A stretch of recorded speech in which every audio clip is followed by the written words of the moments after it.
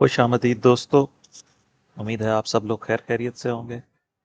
आज हमने पहले डेली चार्ट खोला हुआ है ताकि कुछ चीज़ें आपको रिवाइज करा दूं, और जो कुछ लोग नए आए हैं इस चैनल पे उनको भी थोड़ा सा पता चल जाए कि हम किस बुलिश वेव काउंट को ट्रैक कर रहे हैं और इसने कहाँ पे ख़त्म होना था और ये ख़त्म क्यों नहीं हुआ और आगे क्यों जा रहा है। आपको याद होगा कि प्राइस ने 14 नवंबर 2024 को एक बॉटम किया था 2536 पे, और चूंकि हम पीछे से डायगोनल काउंट कर रहे थे तो हमने इसको भी इसी तरह लेबल किया था कि ए बी और फिर ये सारा का सारा सी। इस सी वेव में हमने 5 वेव्स कैलकुलेट करनी थी, 1 2 3 4 और 5।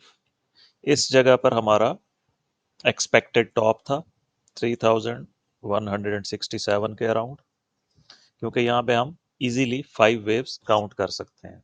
लेकिन गोल्ड में अक्सर ये बात देखने में आई है कि 5th वेव एक्सटेंड हो जाती है। यहाँ भी हमारा वही एक्सटेंशन है।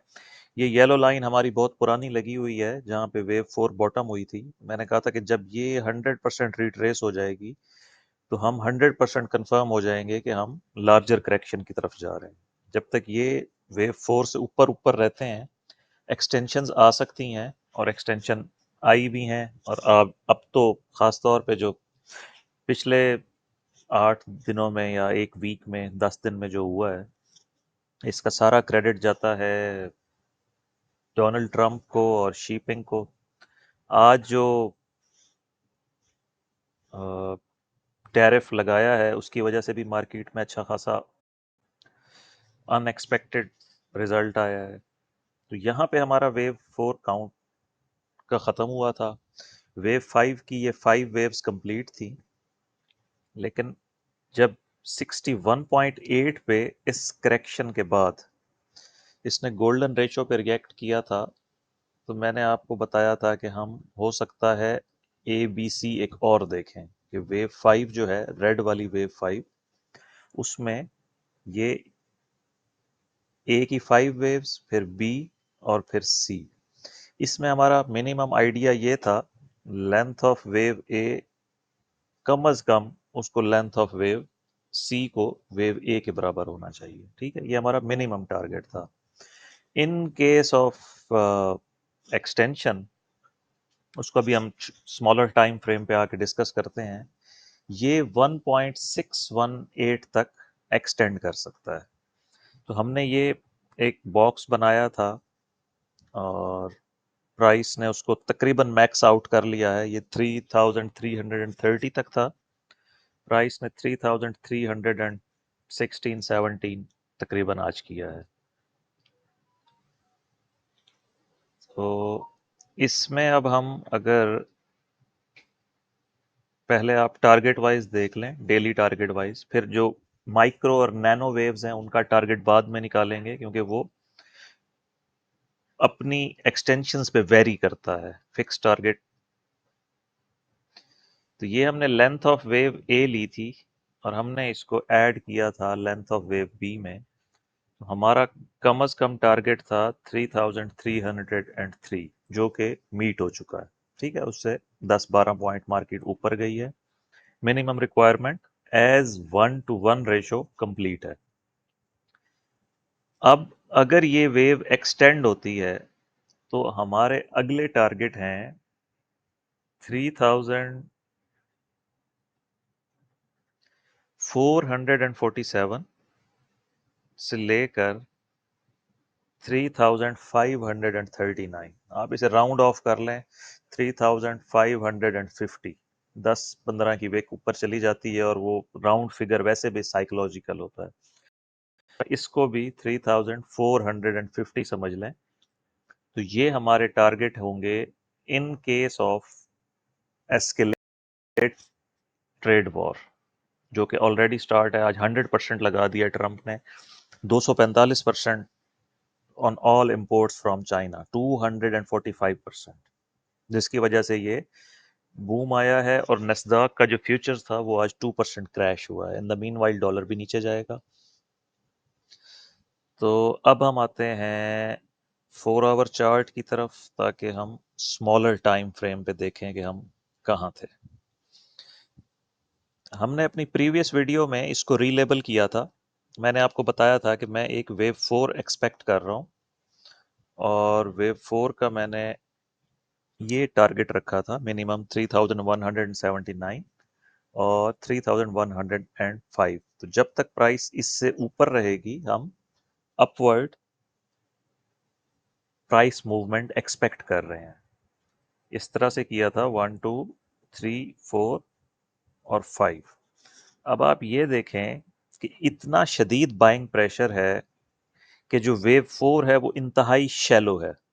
उसने मिनिमम रिक्वायरमेंट भी, मतलब करेक्शन आई है, लेकिन जो हम नॉर्मल सिनेरियो में एक्सपेक्ट कर रहे होते हैं 23.6% हिट हो जाता है। लेकिन एक्सट्रीम बुलिश सिनेरियो में जब बाइंग प्रेशर बहुत ज़्यादा हो, क्योंकि स्टॉक्स क्रैश कर रहे हैं और gold as a safe haven emerge कर रहा है, उसकी वजह से बहुत ज़्यादा बाइंग हुई है और डीप वेव 4 के बजाय एक शैलो वेव 4 आई है और प्राइस ने वेव 5 में मूव करना शुरू कर दिया।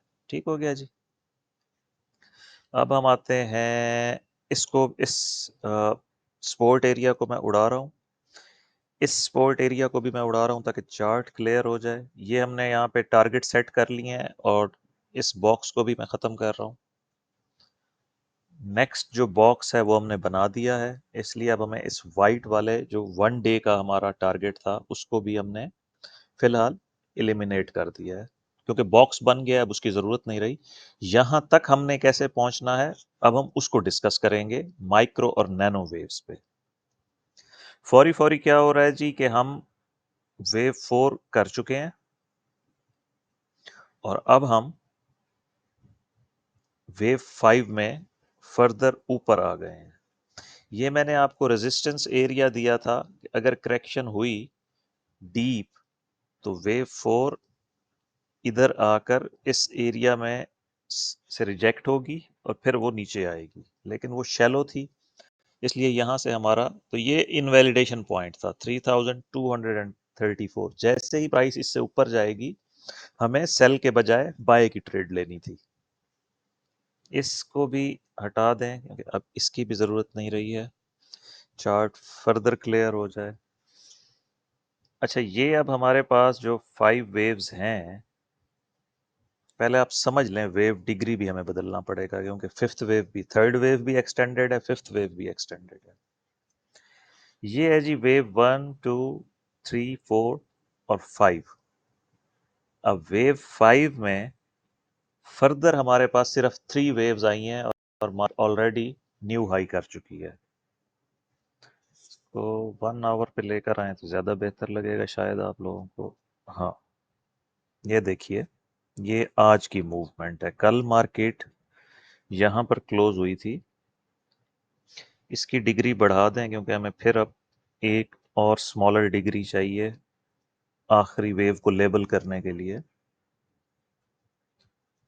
तो अब जी हमारे पास है वेव काउंट इस तरह से कि हम इस फिफ्थ वेव में हैं, ये जो ब्रैकेट वाली फिफ्थ वेव है, इस फिफ्थ वेव में हमारे पास फर्दर एक्सटेंशन आ गई है। वेव 1, वेव 2, वेव 3, और ये भी अगर इसको शैलो करेक्शन ले लें तो ये कंप्लीट हो चुकी है और अब हम आगे जा रहे हैं। ये मैं आपको बताता हूँ कि हम इसको शैलो क्यों ले रहे हैं। जो वेव 3 है वो बिल्कुल आपके सामने क्लियर इम्पल्स है, इसके ऊपर कोई डाउट नहीं है कि ये वेव 3 है। जब आप लेंथ ऑफ वेव 3 लेते हैं तो आप देखेंगे कि ऑल टाइम हाई बनाने के बाद जो एक शार्प डिक्लाइन आया है उसने 23.6 पे रिएक्ट किया है।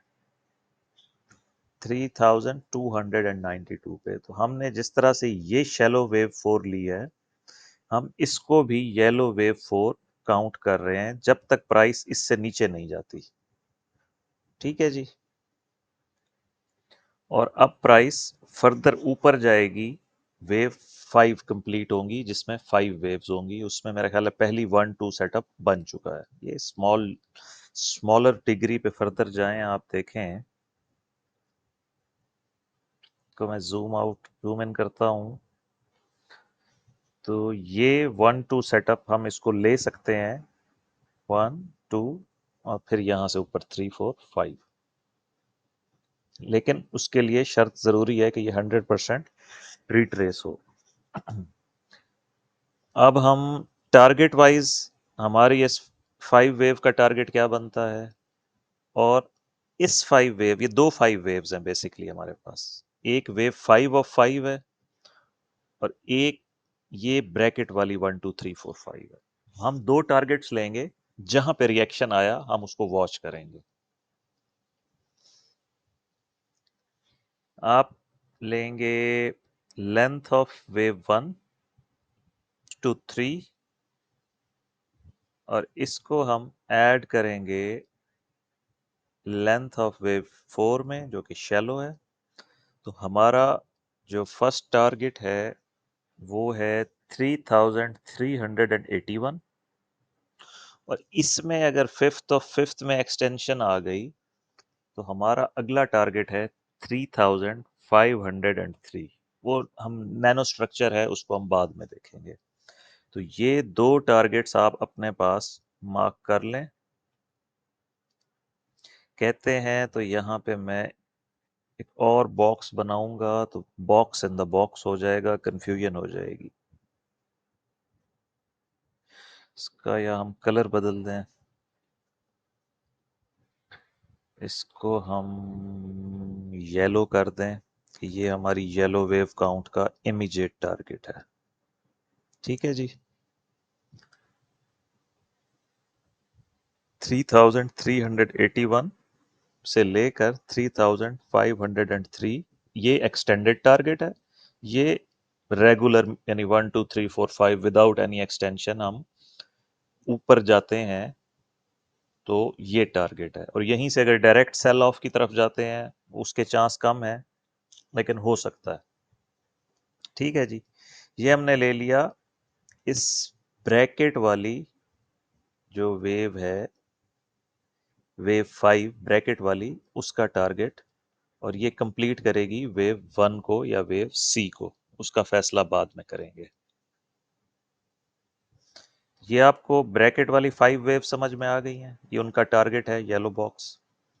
अब हम देखते हैं कि जो हमारा वेव 5 है, कंसीडरिंग वेव 4 का बॉटम हो चुका है 3288 पे। सेम वे है, लेंथ लेंगे वेव 1 टू वेव 3 की, और इसको हम ऐड कर देंगे वेव 4 में। तो इसका टारगेट हमारे पास आ रहा है 3367, जो बिल्कुल क्लोज है इसके 3381 के। इस एरिया को आप मार्क कर लें, ये हमारा फर्स्ट एरिया है जहां पे प्राइस रिवर्सल होगी। लेकिन इसके लिए कंसीडर ये करना है कि वेव 3 एक्सटेंडेड है, वरना मैं इसको भी 5 वेव लेबल कर सकता हूं कि वेव 3 यहां खत्म कर दूं, वेव 4 यहां खत्म कर दूं, और वेव 5 यहां खत्म कर दूं। और यहां से वापस रिवर्सल स्टार्ट करना था, लेकिन no sign of reversal. Market hold कर रही है, साइडवेज कंसोलिडेशन कर रही है। एलियट वेव में जब नीचे से प्राइस ऊपर की तरफ आता है और साइडवेज कंसोलिडेशन होता है, तो वो कंटिन्यूएशन ऑफ ट्रेंड होता है। मैं ये सारे टारगेट आपको इसीलिए बता रहा हूं, ताकि कोई चीज मिस ना हो और आप लोग प्रिपेयर रहें। अच्छा जी, अब जो सबसे इम्पोर्टेंट थिंग है न्यूज़ के बाद, ये तो इंटरनेशनल न्यूज़ थी जिसके ऊपर ये पूरी मूवमेंट हुई है आज सुबह से लेके जैसे ही सेशन ओपन हुआ है, तो एशियन मार्केट्स ने बाइंग की है शदीद किस्म की। ठीक हो गया। और वेव 4 का एरिया मेरा ख्याल है दोबारा से हम यहाँ पे एक चार्ट पे कर देते हैं। हो सकता है ये WXY हो या हो सकता है ये ट्राई एंगल करेक्शन हो। हमारे पास वेव 4 के पास आपको पता हो 3264 तक ये वेव 4 ही रहेगी और एक अपवर्ड मूवमेंट एक्सपेक्टेड रहेगी, लेकिन टारगेट्स फिर सारे चेंज हो जाएंगे। ठीक है। अब आज रात को 16 अप्रैल 10:30 पर फेड चेयरमैन जेरोम पॉवल की स्पीच है। इसमें वो बताएगा कि जो डॉलर बुरी तरह से क्रैश हुआ है और कैश मार्केट और लेबर मार्केट में इंतहाई अनसर्टेनिटी है और नेगेटिव ट्रेंड है, तो वो उसको किस तरह से ठीक कर रहे हैं, वो अपना पॉलिसी बयान देगा। अगर उसने अपने पॉलिसी बयान में बता दिया कि हम बैक ऑफ नहीं होने लगे अपनी करंट पॉलिसी से, तो डॉलर उसी तरह नीचे जाएगा और ये इसी तरह अपवर्ड कंटिन्यूएशन करता हुआ 3500 तक भी जा सकता है। 3400 से 3500 इसके लिए जाना बहुत आसान हो गया है, क्योंकि मैंने आपको बताया था हमारा वेव काउंट नहीं बदलेगा, सिर्फ ये होगा कि करेक्शंस शैलो हो जाएंगी और वो मूव, जब ये 100 पॉइंट्स की मूव है तकरीबन, जो तकरीबन हमने 3 से 4 दिन में करनी थी, वो इन्होंने 3 से 4 घंटे में कर दी है। तो ये चीज आपको जहन में रखनी होगी कि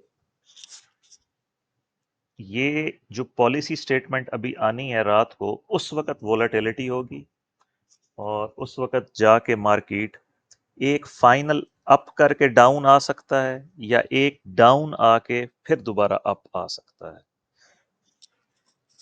ये बहुत ही इंपॉर्टेंट वीडियो है, इसको आप अच्छी तरह से समझ लें। हमारे पास सिनेरियो वही है, हम अपनी वेव 4 की करेक्शन का वेट कर रहे हैं, लेकिन जो हमारा टारगेट था 3500 से 3900 वाला, वो हमारा टारगेट डोनाल्ड ट्रंप के टैरिफ वॉर की वजह से सिर्फ बूस्ट अप हो गया है। मेरे जहन में ये टारगेट इस साल के लास्ट का था या नेक्स्ट ईयर के स्टार्ट का था, लेकिन हमारे पास वेव 4 की करेक्शन नहीं आई और वेव 3 में जो लास्ट वेव थी, ये वाली रेड वाली वेव 4, इसकी एक्सटेंशन आना शुरू हो गई है कि यहां से मार्केट रिटर्न आने के बजाय, नीचे जाने के बजाय, मार्केट वापस ऊपर की तरफ जाना शुरू हो गई है। तो ये आप जहन में रखिए कि ये यहां से नीचे नहीं गई, बल्कि यहां से एक्सटेंशन में आ गई है मार्केट। तो आज रात आप इस न्यूज़ को देखें, कल फिर देखते हैं कि मार्केट इसमें से हमारे सेट करदा टारगेट्स में से किसको हिट करती है। ठीक है दोस्तों, मिलते हैं कल की वीडियो में।